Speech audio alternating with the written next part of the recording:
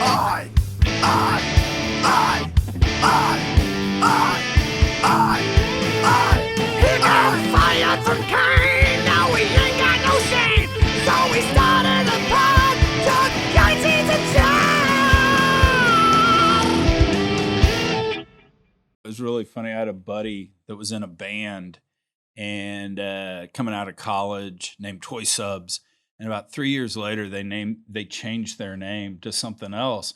And I asked Jamie, the lead singer, I go, what happened? He goes, we've evolved as artists. We've become so much better and all that. Talked to the drummer. He went, yeah, we went to every record company as Toy Subs, and they told us fuck off. So we had to change names. So that may be what we're doing today on the cross strategic promotion. But welcome to Chuck Yates Needs a Job, the podcast as well. We've got Chris Atherton here, CEO of EnergyNet. Everybody knows you guys. Everybody uses you guys. Hey, thanks for having me today. But does anybody know this? Does anybody know the story? I don't know. That's what we're here to find out. Yeah, certainly. Who is Chris Atherton, and what is the actual story behind EnergyNet? You guys have seen some shit. You've been doing this for 20 years now, right? Yeah, definitely. No, it's been a wild ride. So I was actually Chuck and I had lunch earlier this week, and I was telling him next month in October 2022 I will be personally at 20 years at EnergyNet, which has been a pretty wild ride. Seen a lot. Seen shale booms and busts and all kinds of companies come and go and people come and go. So my background a little bit, grew up in Houston, grew up down in Clear Lake, went to Clear Lake High School. And then I worked at Enron out of college. That career path didn't work out for me, blew up a little bit. And then which group at Enron? Enron Energy Services. So I was in Lou Pye's group. Yeah, Lou Pye's group. Oh, wow. He likes the gasoline on his clothing. So I worked there. That blew up. I joined EnergyNet in October of 2002 as a business development manager here. Bill Britton started EnergyNet really as a way to create liquidity in the oil and gas asset market. What's Bill's background? He is a West Point grad, born and raised in Amarillo, Texas. Officer in the Army. Then he worked for a large ranching family, an oil and gas family out in the Texas Panhandle. And then started an E&P company with his partner, Jim J. Brewer, called J-Brex. And they operated in the Mocaine-Laverne area of Oklahoma, Texas Panhandle. Probably at their peak, maybe operated 300 wells or so. But they were real active in the A&D markets at that time. So he, is kind of the advent internet 1.0. Yahoo.com and all that. So he decided to start EnergyNet to create this liquidity for oil and gas assets instead of maybe just kind of for sale by owner type things. And even at that time, energy investment banks were relatively a new thing. I mean, Randall and Dewey were a two-guy. We're a five-man shop at the time. But really, so I started in a couple years after the company started. When I started, I think we sold $25 million in assets around that time. Now we've sold about $9 billion in assets. Was it always internet based when it started? Always. Okay, because and technically I am Gen X. I am not a boomer, but you're absolutely right. Randall and Dewey had started up. You kind of had the small shops actually doing property sales. You also had Oil and Gas Clearinghouse doing the let's rent a ballroom at the Holiday Inn and let's sell properties in a live auction. And they were, I think, transitioning online probably back at that point. Yeah, and I mean, Oil and Gas Clearinghouse still exists today, but back then, I mean, part of our really kind of DNA and story is that we were getting our asses kicked and head kicked in by kind of the 800-pound gorilla in the room. They'd been in business, 7-8 years ahead of us. We're holding these, auctions at the hotel ballroom. No internet at that time, but it was there was $50 million sold in an auction, and they held one every month. And every time their brochure came out, it was like a kick in the gut to me. Like, oh man, did they pioneer that, or they just became the best at that kind of format? Well, all right. So a brief history of time. So back in, this is 86, the oil bust happens. A financial crisis really, but there was also savings and loans, thrifts. So like 600 to 700 banks. Savings and loan banks failed. And similar to 2008, when they created TARP, the U.S. federal government created the RTC, the Resolution Trust Corporation.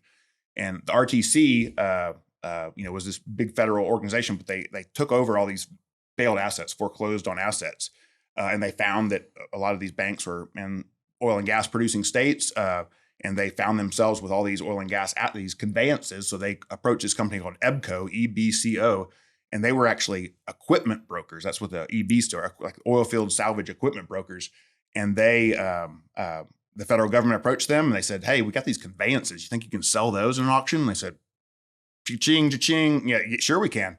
And so they did, but these were actually essentially auctioneers, no oil and gas experience. Yeah. They were, Bill, my boss and mentor, and his partners that are still active in the industry were, essentially maxing out their credit cards at these live Ebco auctions, just like no due diligence. They'd drive out to the field to see what the actual well was producing, give the pumper a case of beer and get all the information, and go buy the deal, a $10,000 deal that was worth $100,000 or, things like that. It's the Wild Wild West. Yeah, definitely. And then my version of the history, I'm sure other people have a different version, but Ebco Clearinghouse kind of came and ran Ebco out of business. Ken Olive and Ron Barnes and all those guys were like, we're real oil and gas guys. We're landmen. We're engineers, integrity, customer service. We know how to run businesses. So they kind of ran them out of business. And then we started, in 1999. They started in 1993, and we were doing it all online. So it was again like Chuck wasn't is Gen X, not a boomer, but I was selling. Thank you. I was selling, our service. We can go in and, through a competitive structured process, maximize value for your asset, your oil and gas assets, and we'll reach more people. You don't have to be at the event. You can do your due diligence online. It's all there. It's a level playing field. But I was selling to people that were my father's age. And they were like, "That's not how we do it, son. The store, so you can see yourself out, Yeah. So it was an uphill battle, but we kind of grinded away. But really in our DNA was, How it long can't be was done. it? How long was it like that? That it can't be done. I would say, 7, 8, 10 years. It felt like from I started till maybe 2010, we kind of took over market share just kind of by begging and pleading and grinding away. But it was always kind of that's not how we do it, or things like that. And then over time, the decision makers at the E&P companies, the private equity sponsors, or just the owners were had Amazon accounts and online banking and everything else, Yeah. and it made perfect sense to the the people that kind of grew up in that era. So one of the things I kind of saw from that, let's call it perfect storm, is you had brokers starting, investment banks starting, the online selling, and then you actually had private equity starting then too. Yeah. You had natural gas partners that started up, NCAP had started up, Quantum had raised their first fund. And what happened is somehow a manager at, let's just pick on Exxon because they're the big guy, sold his buddy a property for $40 million, and he worked it for 2 years, sold it for $200 million, and got like a Lamborghini. And the guy at Exxon got pissed, like this. And so I think you had all those forces come together where Exxon on down said, you have to sell something at an auction.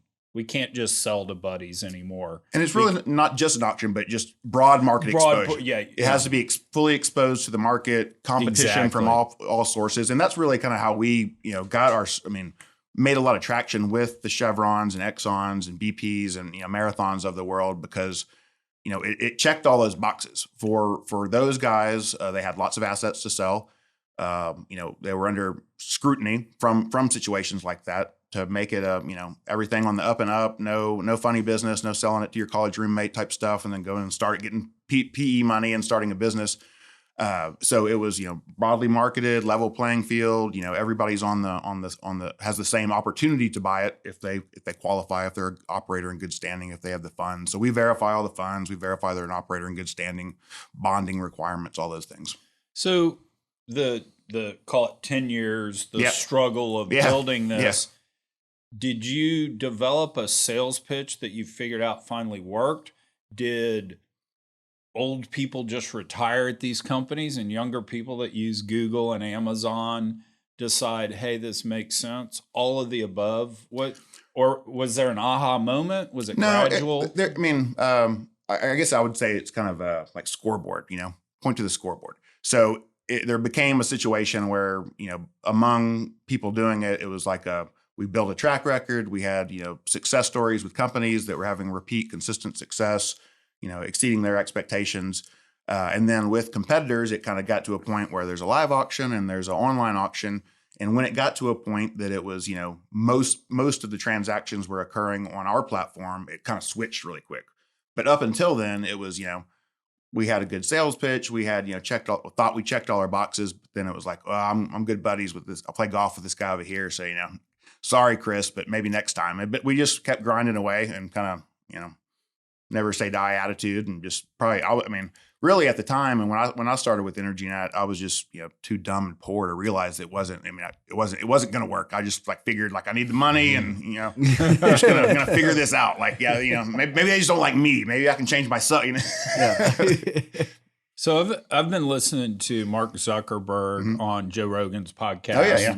And I just got done with it. And one of the things he said that I found really interesting was, because Rogan basically asked the question, hey, when you started Facebook, did you know you were going to take over the whole world? And he said, well, I started it for one college. I thought I might do another college or two, but literally when I launched the website, I went out to eat pizza with some buddies, and we were talking about, it's so obvious somebody's going to do this for the world. It's not just going to be a college thing. He goes, no idea it would be us. We're sitting there going, Google, Apple, Microsoft have all these resources to do. And so his point was, sometimes something's just so obvious to us that we think everybody else is going to do it. And we look up 10 years later and nobody else did. Right. It almost sounds like that was. And there's really no other entrants in the space, right? They come and go. There are, and they do similar things, but they've come and go. And, it's a really hard business to start, because it does become, am I going to go to the platform that has, 45,000 users, or am I going to go to the platform that just started out and is stubbing their toe and figuring things out on, processes and procedures?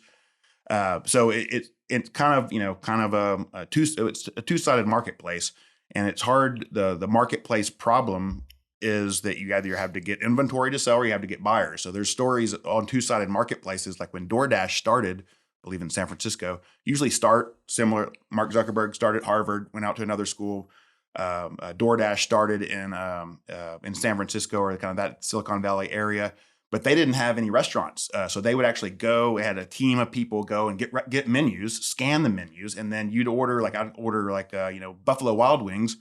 And they weren't part of the network. You would just order it, and they're like, all right, I will go order it now from them and go pick it up. Yeah. And they would go, the DoorDash people would actually go pick it up. So there's a conundrum. If we starting a business like ours, you either creating a marketplace is hard because you need buyers and sellers, and you have to get them at the same time. Exactly. If you get a whole bunch of buyers, but you don't have any inventory, then they fade away.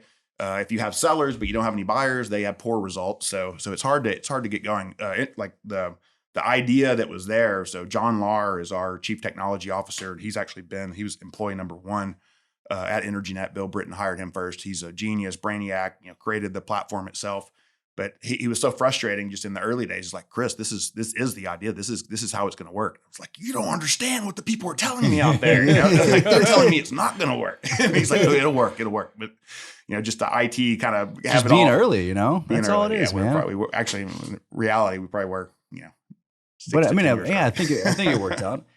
So let's dive into, NAPE has traditionally been, marketed as the place where deals happen. Yeah. I think over the last few years, I know you've probably been for 20 years. I've probably been for the last, 7 or 8.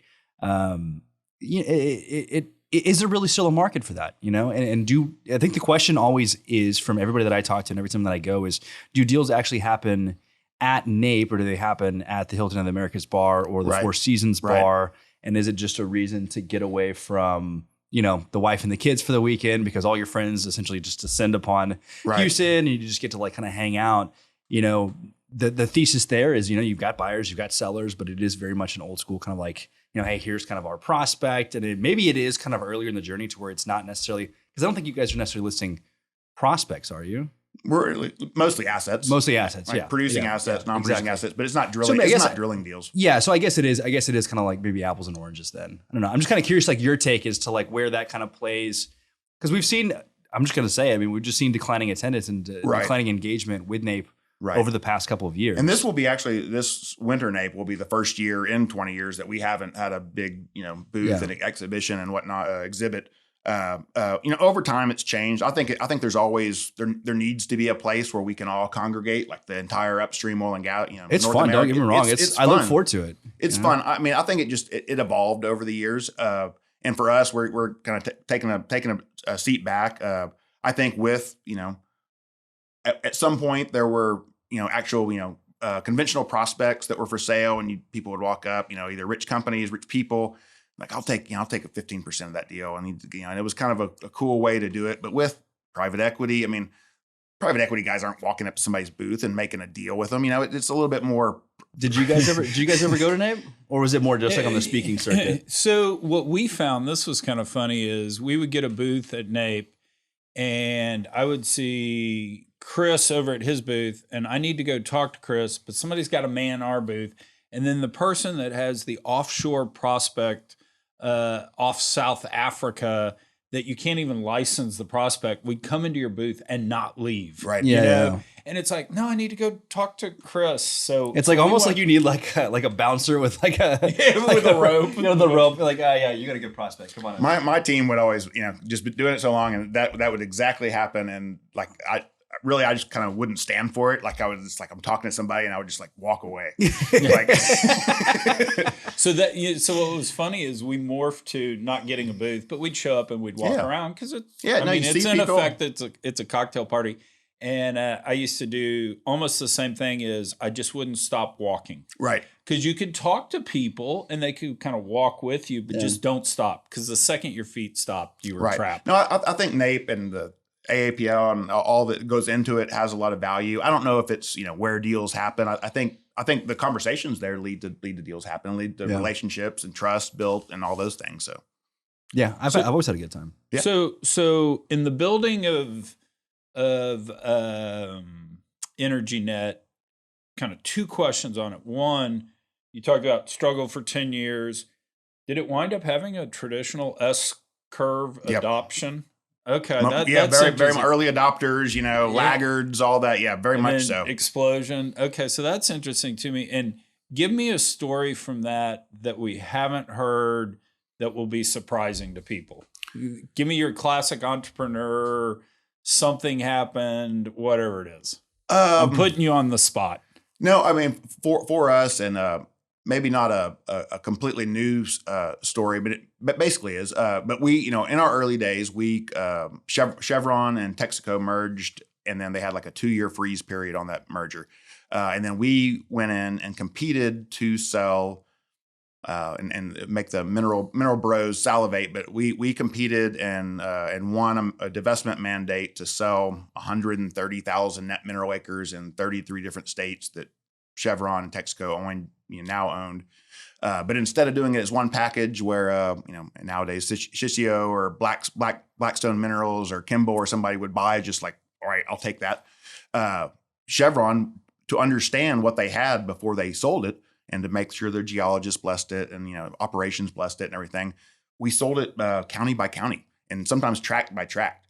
So it was 2,000 transactions. So winning that divestment mandate put us on the map because everybody was like, what's Chevron selling? They got stuff in Martin County, or they got stuff in East Texas, they got stuff in Wyoming. And it was minerals, non-producing minerals for the most part. So people were buying it up, competing for it. It was working. It was like moths to the flame for our platform because people sign up, have a username and password, and then they're hooked for the next deal. And it builds on itself. This is like 2003 through 2005. Okay. But in selling it kind of parcel by parcel, I think, we 2x or 3x their estimated value from what they would have received. And then with the success of that, even the people like our champions at Chevron at the time, mostly retired now, but were, producing properties have to be sold a different avenue. And we're like, oh, come on, man, let us sell these non-ops, let us sell these royalties, these overrides. So they'd give us a chance, and we executed on that. And then it was, operated properties, you can't do operated properties in an online auction format. And we're like, give us a shot on something small, and we executed on that. And then, before long, we exited Chevron out of Wyoming, sold it to Hillcorp for, I want to say $100 million. We did a big $100 million deal in the Velma water flood in central Oklahoma. Now we've done multiple $100 million individual transactions for them, but it was like a graduation level, and every step along the way, it was like, you can't do that. What's the biggest deal you guys done so far? About $225 million. Jeez, what kind of deal was it? This was all of a non-op transaction. Okay. Yep. So I always joke, my mom is the only person that listens to my podcast. So, and dear sweet mom is one, very naive, two, knows nothing about energy. For mom, walk through what the process is like. Sure. It's mom, oil and gas company, wants to sell something and says, hey, Chris, what do I do? Sure. And what's interesting about our platform is that we really have a reason to call on or to interact with any person that owns oil and gas assets, whether that's ExxonMobil or BP or Granny Yates. I don't know what you call your mom. Mimi Yates. But we have conversations like this with mineral owners. They inherited things all the time. So we call them, they call us. A lot of times it's for those types of sellers. It's a referral from their bank or from their lawyer or from someone else that's more engaged in the industry. We don't necessarily target those customers, but we sell for them all the time. And so we talk to them and we say, what we're going to do for your asset is that we're going to create a comprehensive data room with production, with cash flows, with mapping, with how you own it, how you're going to convey it, if there's upside, all those things. And then we're going to, you're going to be able to review the data room, make sure everything is accurately portrayed. And then, we're going to expose that property and market it to a large universe of prospective buyers. We're going to, we're going to personally contact the area operators surrounding it.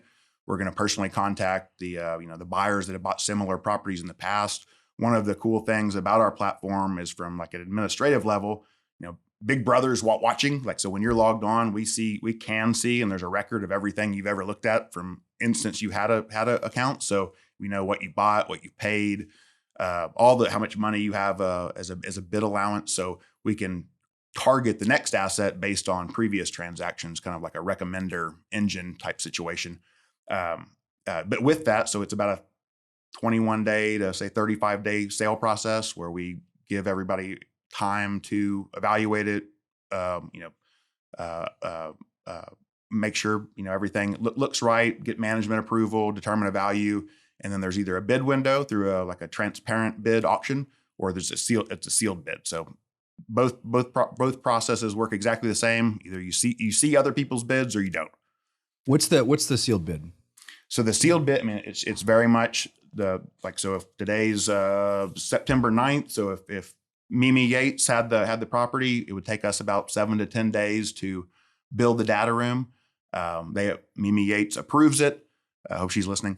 And then roughly about a month later, so say October 9th or 10, bids would be due. So if it's an auction, then there's a 7-day window you can bid, and if it's a sealed bid, it's just at 4 p.m. on October 9th. So there's no actually auction component to the sealed bid. It's just, hey, I'm just going to submit. It's more like a blind auction, right? Well, it's a form of auction, but it's just you don't see what you're not bidding. You have your best offer. It's not the eBay model. Not the eBay model. Which way is preferred give me some data on what? Yeah, certainly. So really, it kind of comes down to value, or in our estimation. So currently, we do about 2,000 or so transactions a year annually through the transparent bid auction format. And those are typically sub $10 million in value.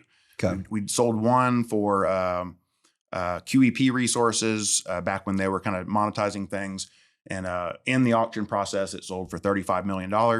And two companies, ran it up. The beauty of the auction format is that everything is defined. Imagine if in the oil and gas industry, everybody agreed on a PSA. There was, and that's essentially what we've created for this structure, that everybody agrees on the same PSA. The seller's outgoing conveyance is the controlling document of the sale. So when you bid, when the process really boils everything down to the price. So everything is predetermined except the price. The effective date is known, environmental liabilities, my watch, your watch, all those things are done. Taxes are done. So when the auction ends and the seller's minimum reserve price has been met or exceeded, we invoice the buyer. They have 2 business days to pay our escrow account, and then we act as closing agent and close the deal. So that's how the auction works. But there's a trigger, a sale trigger price that you as the seller have the ability to set a minimum reserve price. The buyers don't know what that minimum reserve price is. They just know there is one, or there's not one, or it's been exceeded. But once it's been exceeded and the auction ends, it's a done deal. We invoice the buyer. They have 2 business days to pay. We file that there's no negotiation from that point on. If it doesn't meet the minimum reserve, then we step in and say, Mimi Yates wanted $1 million for that asset. It only got up to $850,000. Mimi, can we go back to the top 1, top 2, top 3 bidders and see if we can get a deal done? She said, yeah, you can do that. So we go back and get the best offers we can. Sometimes we exceed it. Sometimes we get closer to the minimum reserve price, and then we close it at the same fashion. The sealed bid, similar to a typical energy investment bank, bids are due at a certain time. They submit an offer letter with maybe a markup of a PSA or term sheet or red lines, things like that, and then it's a negotiation back and forth. So we present all that to the seller. They huddle up and say, all right, let's go back to the top 3 or 4, have a pencil sharpening exercise to see if they can increase their offer potentially, or just how fast can you close, what needs to happen before you close. So it's a little bit, the sealed bid provides a little bit more flexibility for the seller and for the buyers, really, just to conduct additional. And those are the larger deals usually? Typically. Yeah. Well, there's a lot of kind of just, I guess, their own interpretation of the value, particularly say like PUDs. Mainly, and that's another reason. So the auction works really well for PDP assets, royalty assets, kind of straightforward assets where, if everybody can agree that the PDP PV10 is, $5 million, then it's just who's going to bid, 5.3 or 5.4 or 5.5, kind of around that. But if it's really subjective, it's better to do a sealed bid approach because you want to capture the outlier bidders. So, this company may see a lot more value in the upside or what they can do with it than somebody else. So you want to, kind of, you're hoping for, and it is really a bell curve. And we see that again and again where, there's, we did one deal and it was a $80 million deal. We had, I think, 25 offers, and 15 of the offers were between 35 million and 45 million, but 3 were, $75 to $80 million. So, so it's like the consensus is here, but the consensus doesn't win the deal. Yeah. I mean, you can say that asset is worth X, but that's, it's like if I had a jar of pennies here, a jar of coins, and you play the game, how much is in there? Like it's one thing to guess how many coins are in there, but whoever just pays the most and wins in a competitive sale process. Yeah. Well, the thing I think that's the best pitch for you guys is at Kane, when we would go out and sell a property, for the longest time, we'd say, okay, everybody, write down who's going to buy it and how much somebody's going to pay, put it in a sealed envelope, and we'd open it at the end of the deal. And we were never right. Right. I mean, the only time we got right was James Broach said that Lynn would wind up buying Stallion. He was way off on the number.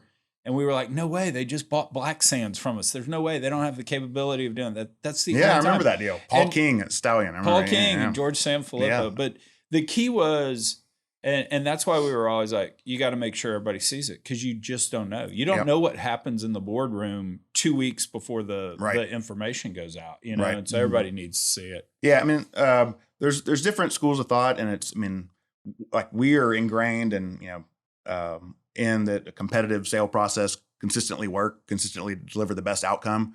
I mean, we occasionally do private sales, targeted sales. But when sellers ask us to do that, it's kind of like, all right, handcuff my feet to my hands, and now let me try to do this deal for you. I mean, we want to just... trust me, I sat down with sellers all the time. Man, if you give me a little exclusive, I can work it harder, get you a higher number. I'd buy the drinks all the time, and it was never true. Okay. Right. I mean, stop. I want to put something in front of you that you're gonna have to say no to. Yeah. But there is a spectrum, and it's where you sit on the spectrum of a buyer or a seller. Like a buyer wants to get the best deal possible, and that usually means submitting an unsolicited offer, and the seller accepts that for whatever reason. And that's what a lot of companies do. That's the mineral ground game. Companies do that all the time, lobbying in offers on adjacent fields and whatnot. But the reason that they're submitting an unsolicited offer to you is probably because they know something you don't, or they think they can. I mean, it's not because they want to pay you the most. But then from a seller's perspective, you want to get the most value. You want to see, if you can get Oxy to bid, or if you can get Diamondback to bid, or if you can get a private equity company that just got new money, or they're running out, their commitment's running out, you want them to bid, and just see, it gives you options as the seller. So I always joke, on the unsolicited offers, if I can go into a bar, a nightclub, and I'm the only guy there and it's just filled with beautiful women, yeah, I love that. But that's not how the world works. I could screw that up. Don't worry about that. I can screw it up Been too. there, done that. I can mess that up with the best of them. Has there ever been that temptation of like, hey, we have access to the best deals, that like we start accumulating like our own assets? Maybe it starts off in the early days of like, we're just trying to get this thing going. We're just going to take some overrides, and then that kind of balloons and you're like, oh shit, like we've got a pretty good thing going here. It was definitely discussed, and to Bill Britton's credit and the leaders at the time, we just said we're never going to compete with our buyers or our sellers. We're never going to be perceived that way.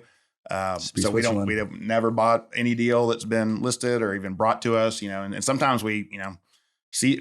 It is like part of our pitch, and like I have friends, just that, Atherton, hook me up on a deal that is coming to market, and sell it to me instead. Kind of the same situation. But I've tried that with you. Yeah.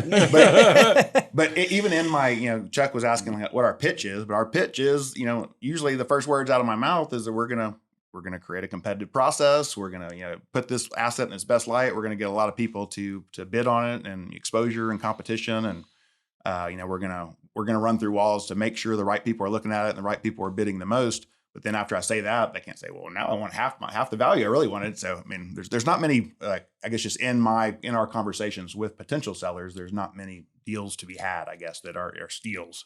Yeah. So do this. 2 or 3 trends today in the market. What are you seeing out there, kind of in deal land? I want to talk that for just a second, sure. And I'm going to go ahead and say this just so you'll have some time to think while you're talking. Then I'm going to ask you, what are 2 or 3 trends we're going to see over the next 5 years? Okay. So what's going on today, and then we'll talk tomorrow. It's interesting, and you experienced this in private equity world, that, there was a time where it was a traffic jam of, kind of 2018, 2019, 2020, where private equity companies were essentially built to sell. You're building a product to sell, hopefully to a publicly traded company. But there was a traffic jam where the publics weren't buying. Like it was salad days when they were, but when they stopped, people were like, do I have to drill my returns now? Like what's is my 3 to 5 year exit going to be 8 to 10 years? So that occurred, and we went through that and got through that. But now, I think a lot of the large publicly traded companies, or just publicly traded companies in general, E&P companies, are seriously looking at their inventory and seeing how much they have left, and that trend's starting to begin again. So we're seeing that in terms of publicly traded companies significantly paying for upside, for acreage, where maybe they weren't a while ago. So that's kind of one trend that we're seeing, and we think that will continue, where the Oventives and the pioneers of the world are going to be on the hunt. More macro to our world is just that you need to get big quick, and we see companies like Silverbow, companies like Earthstone doing that. Continental's on a run, Devon's on a run. I think we'll continue to see bigger companies get even bigger. I would say that another trend that we see, that we interact, because there's acreage deals that are more exploratory development, shale deals.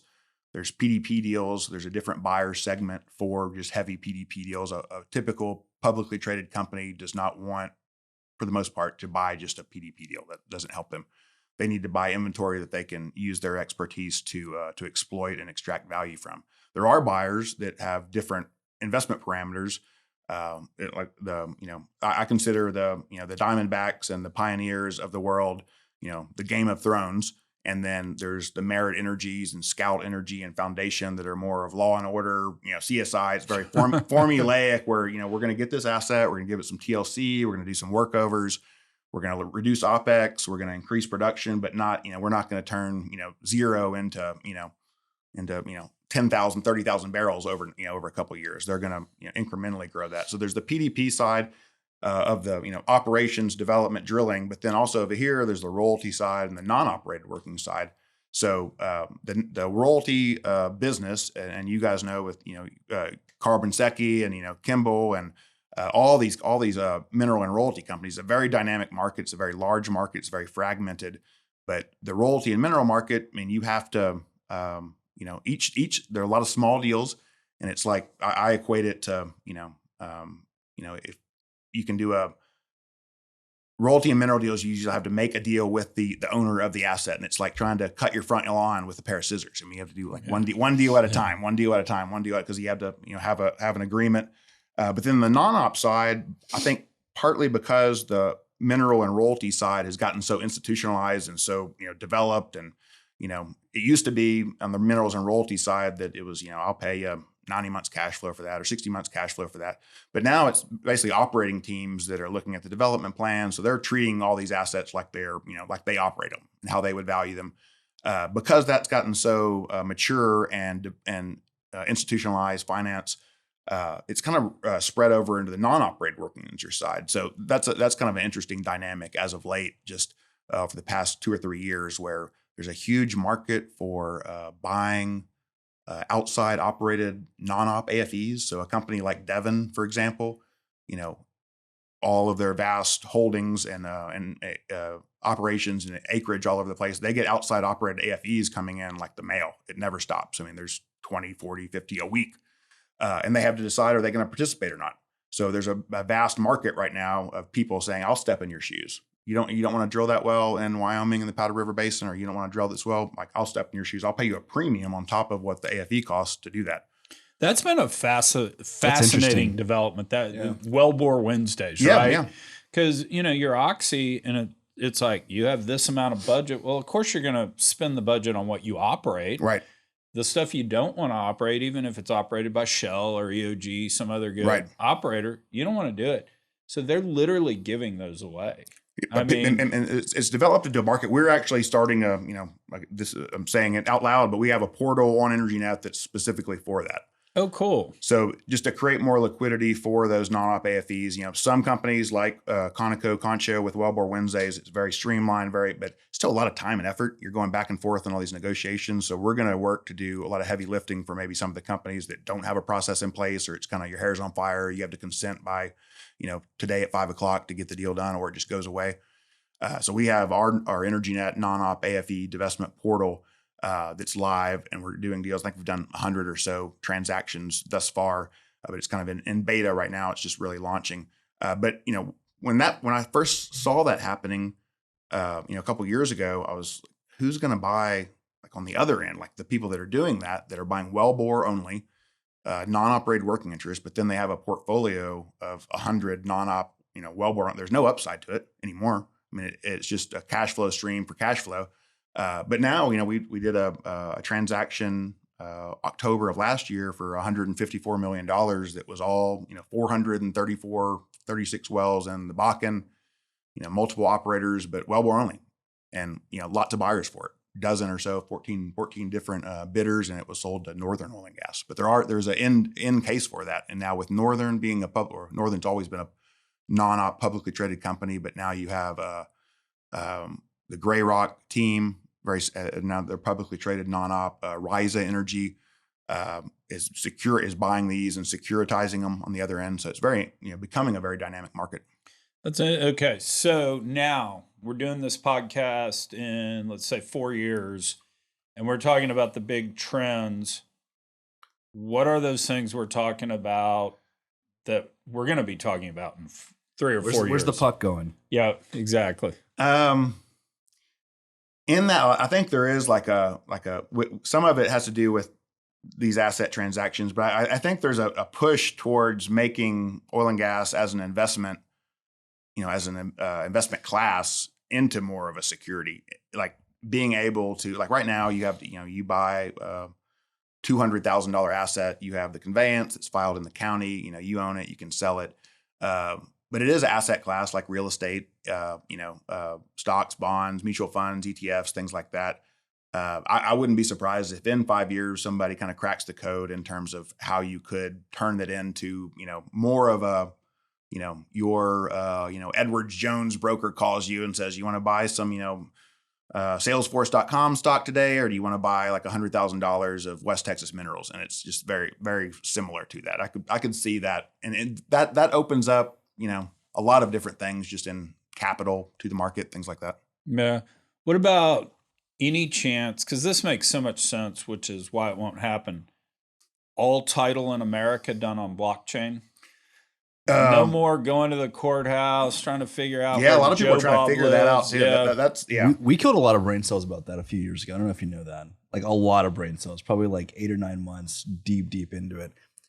I'm just going to tell people how to do it, because if somebody does it, it's a massive undertaking.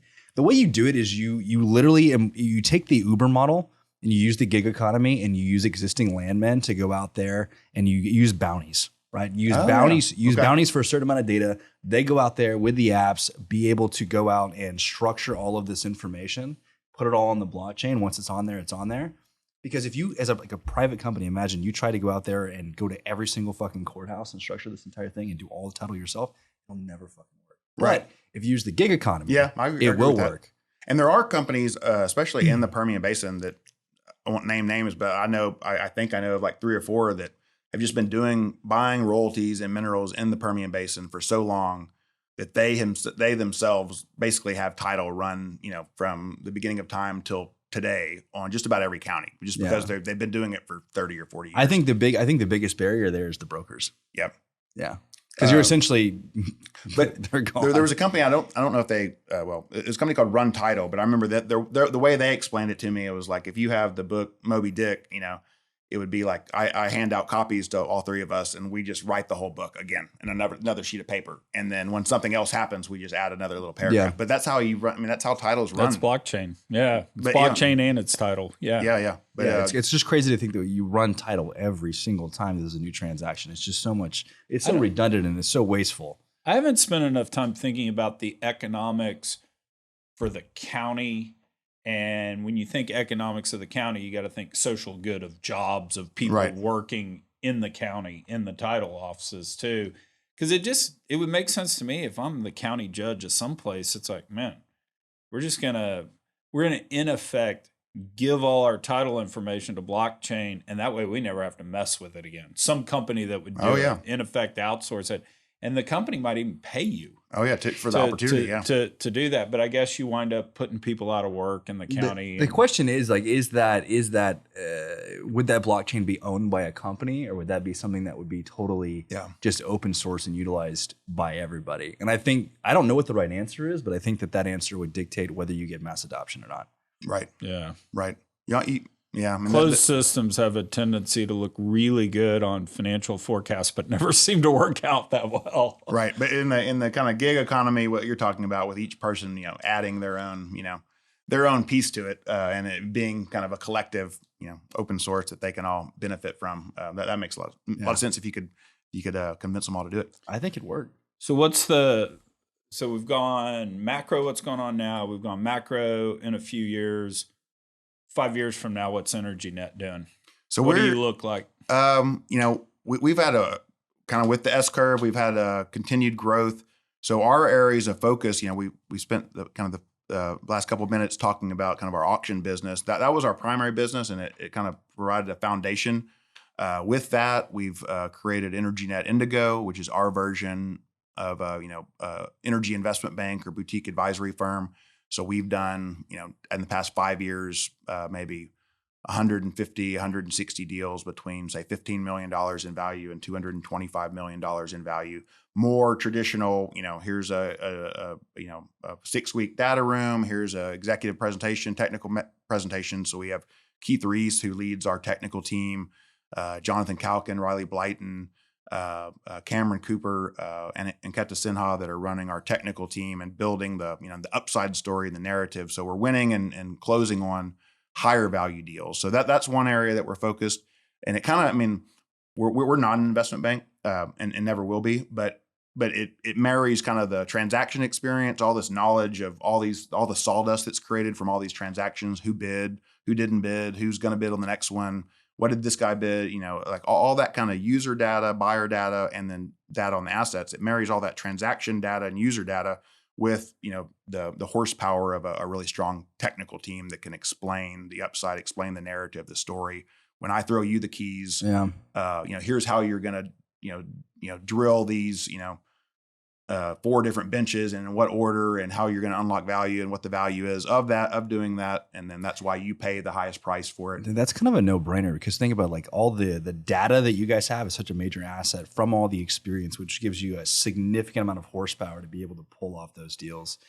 I just think if you like, if I was in somebody's shoes and I was looking at that, comparing it to say a traditional investment bank, I mean, you guys have been doing this for 20 years. You have so much information about how to be successful in this space. It's like within, like, I mean, just the investment bank model, it works. They're great banks out there and great people that work at those and very intelligent, skilled experts in that realm.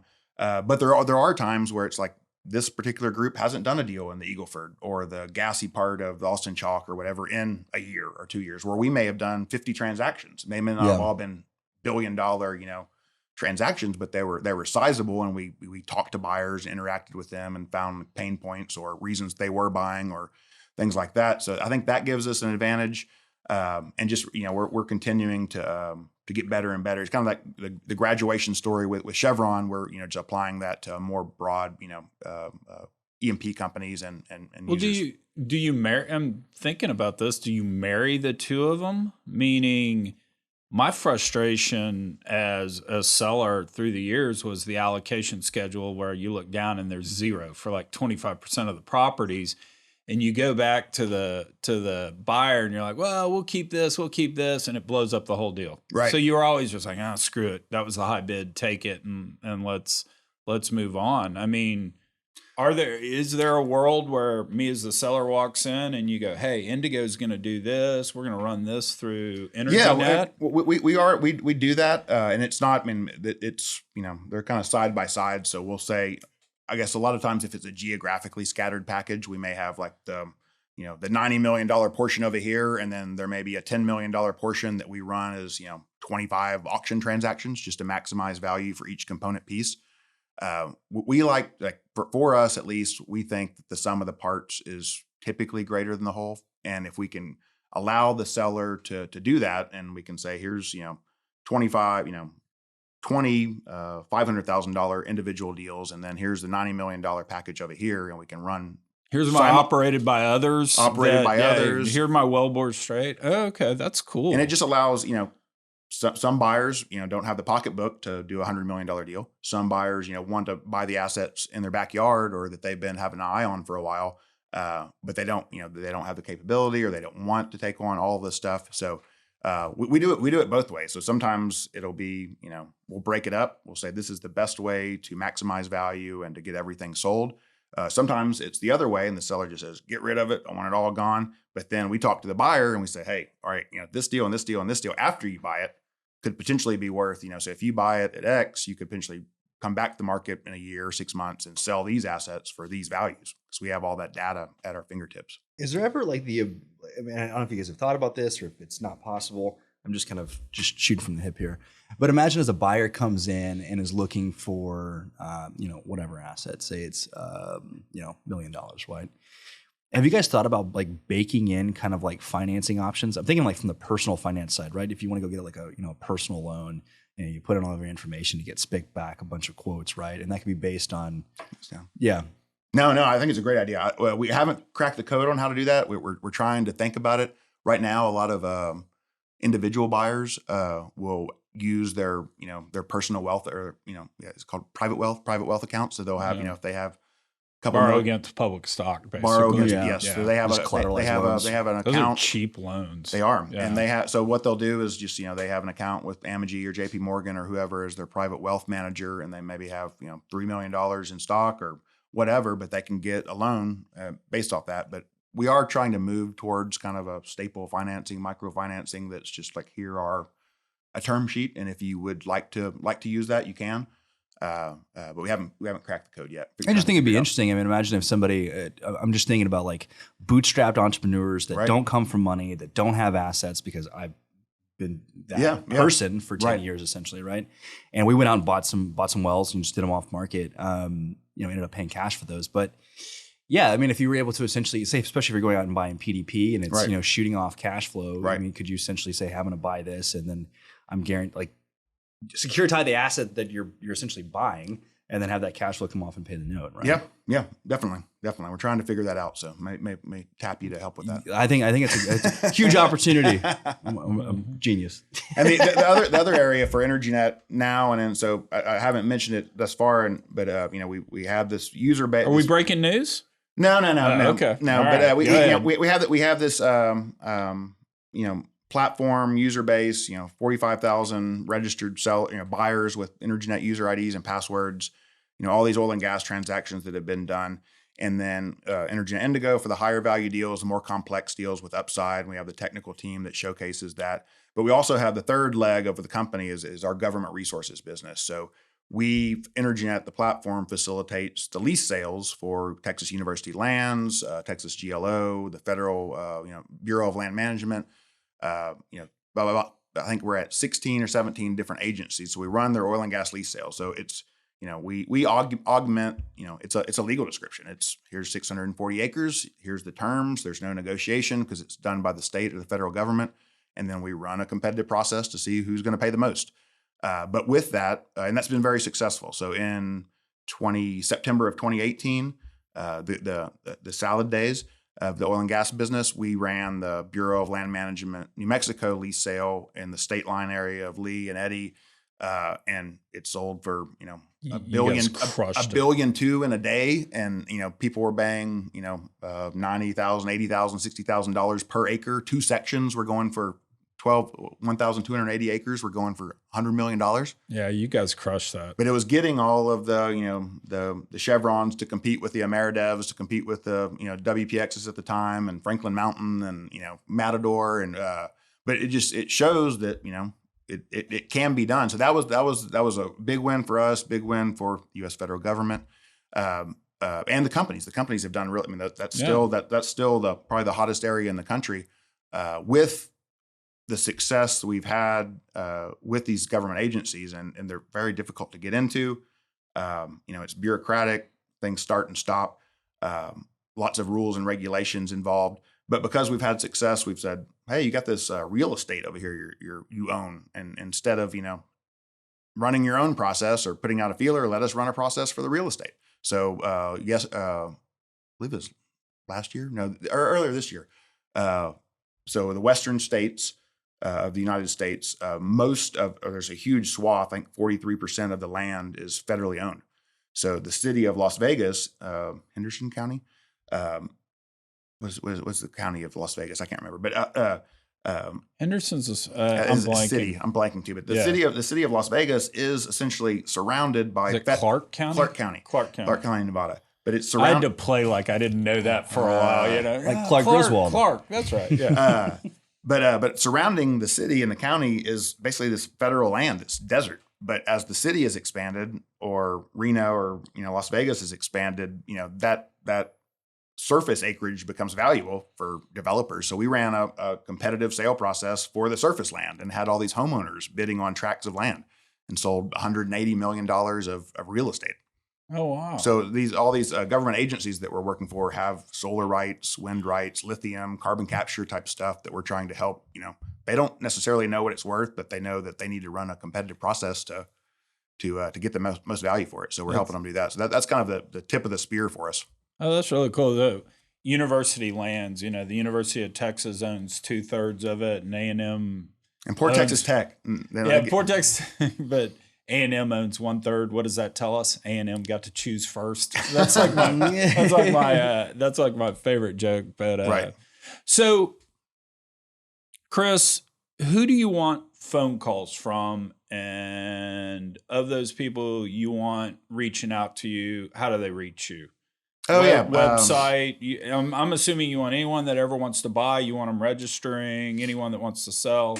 Certainly. Walk us through how people get in touch. Certainly. I'm pretty accessible. Phone numbers on the web. My cell phone's on the website. Email address is chris@energynet.com.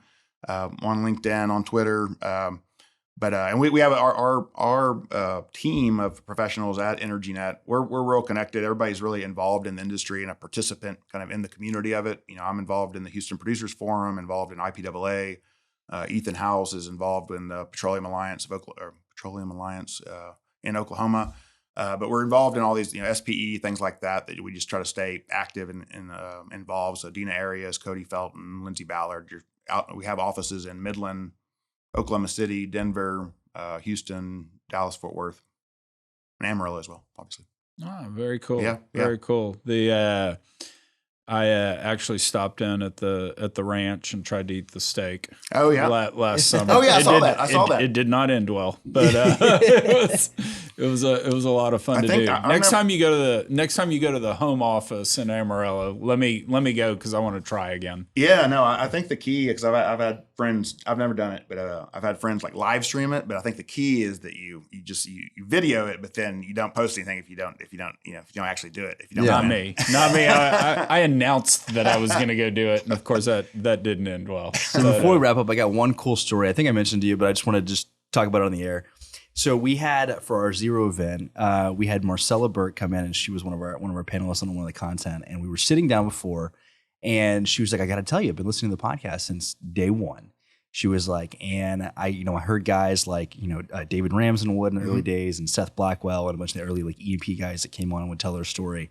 She's like, I was just so inspired. She's like, I got on EnergyNet, made an account, and her husband started just piecing together non-op positions. Nice. And now they've got, I think positions in like 40, 50 different wells. Oh, wow. That's and great. I thought that was a really, really cool success story that, just from hearing the stories of the community and then using, such a powerful platform that you guys have done, and they've built up, essentially a really strong annuity, right? Yeah, that's a lot of people do. And that's great. I need to get her name and address and send her some swag. Yeah, absolutely. Marcel, this is me calling you out. Come on the podcast. I want to know the deep story. But Chris, man, this was absolutely fantastic. Thanks for having me. I'm really excited. What you guys are doing is fantastic. I like how the energy that you guys are bringing to the industry. It's fantastic. I just love making oil and gas fun again, man. Yeah, definitely. I'm here in my shorts. Yeah, I love it. Chris, thanks for coming on. This was cool. Yeah, thank you, Chuck. Appreciate it. Thank you, Jake.